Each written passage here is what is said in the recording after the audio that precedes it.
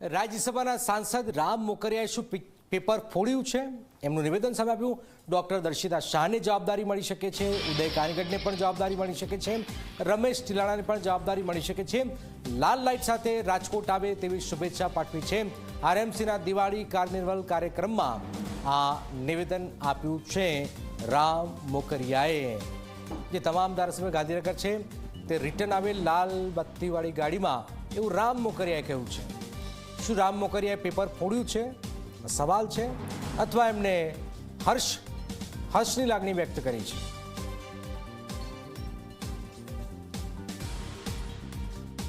માધવભાઈ દવે હમણાં આવી રહ્યા છે.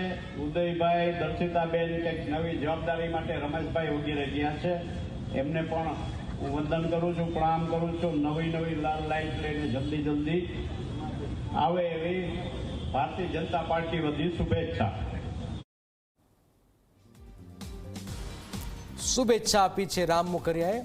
રાજ્યસભાના સાંસદ રામ મોકરિયા ચર્ચામાં રહે છે અને તેમણે કહ્યું છે કે 3 ધારાસભ્યો લાલ બત્તીવાળી ગાડીમાં રિટર્ન આવે એવી શુભકામનાઓ આપવામાં આવેલી છે. કોણ બનશે રાજકોટથી મંત્રી?